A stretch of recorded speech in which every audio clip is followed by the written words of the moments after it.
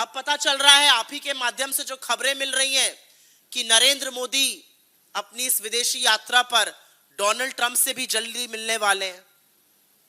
जब वो मिलेंगे तो आप लोग बिजली सी केमिस्ट्री की बात बताइएगा हमें।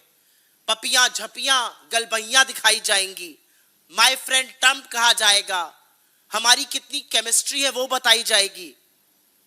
लेकिन मेरे मन में एक सवाल आता है, क्या नरेंद्र मोदी जी डोनाल्ड ट्रंप से हाथ मिलाएंगे? और यह सवाल तो आपके मन में भी आना चाहिए। इसलिए आना चाहिए क्योंकि जब पहलगाम का नरसंहार हुआ था और उसके बाद जब भारत पाकिस्तान से मैच खेल रहा था और तो उसको जस्टिफाई करना था, तो भारतीय खिलाड़ियों ने पाकिस्तानी खिलाड़ियों से हाथ नहीं मिलाया था। तब पाकिस्तान हत्यारा था, आज अमेरिका हत्यारा है। क्या नरेंद्र मोदी डोनाल्ड ट्रंप से हाथ मिलाएंगे? क्योंकि डोनाल्ड ट्रंप की सेना ने हमारे लोगों की हत्या की है। और हमारे देश ने क्या किया? क्या हमने किसी भी इंटरनेशनल फोरम पर कहा कि इस मामले की पूरी जांच हो? जांच तो छोड़िए, क्या हमने सार्वजनिक रूप से कड़े शब्दों में कहा कि अमेरिका ने यह गलत किया है? क्या हमने यह कहा कि अमेरिका ने तमाम चीजों का उल्लंघन किया है? उस उल्लंघन में जेनेवा कन्वेंशन शामिल है, उस उल्लंघन में यूएन चार्टर का आर्टिकल 38 शामिल है। क्या हमने इस देश को आश्वासन दिया कि ऐसी हत्याएं दोबारा नहीं होंगी? नरेंद्र मोदी की सरकार ऐसा कुछ नहीं कर पाई। बड़ी दबी जबान में सकुचाते हुए, किंतु परंतु अपितु लगाते हुए विदेश मंत्री जयशंकर ने 13 जून को अमेरिकी चार्ज दी अफेयर्स को तलब किया गया, जो कोई बहुत बड़ी बात नहीं है, ये रूटीन डिप्लोमेटिक एक्सरसाइज होती है। और उसके बाद जयशंकर जी ने बयान दिया, वही लाल आंखों वाली रील बनाते हुए, कि हमने अमेरिका के सामने आपत्ति जताई है। हमने अमेरिका से कहा यह मामला जायज नहीं है, यह हत्या जायज नहीं है।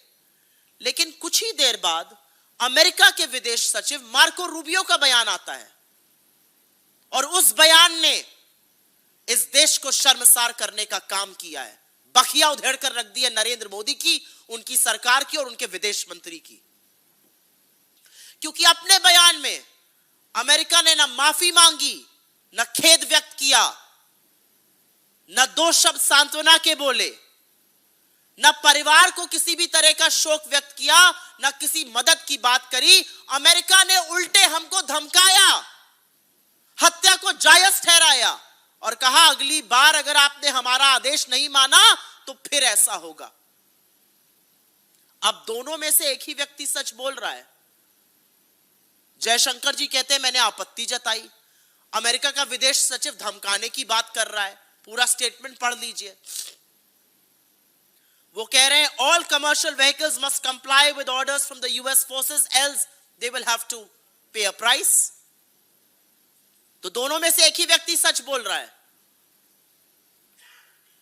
और ऐसा लगता है कि सच मार्को रूबियो बोल रहे हैं, क्योंकि अगर वो सच नहीं बोल रहे हैं तो हमारे देश ने, हमारे विदेश मंत्रालय ने, हमारे विदेश मंत्री ने मार्को रूबियो की बात का खंडन क्यों नहीं किया? 3 निर्दोष भारतीयों की अमेरिका हत्या कर देता है और हम अमेरिका को कुछ खरी खोटी नहीं सुना पा रहे। अमेरिका हमें, हमारे लोगों को मारने के बाद धमका रहा है, आगे भी मारने की बात कर रहा है और हम मुंह में दही जमाए बैठे हैं। अमेरिका आता है, हत्या करता है, अटैक करता है और चला जाता है, ना रेस्क्यू करता है, ना सर्च करता है।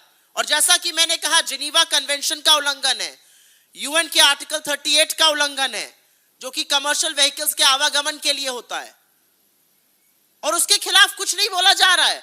अरे कानून हमारी तरफ है, अंतरराष्ट्रीय कानून का उल्लंघन हुआ है, वहां पर तो बोलिए। क्या डर है अमेरिका का?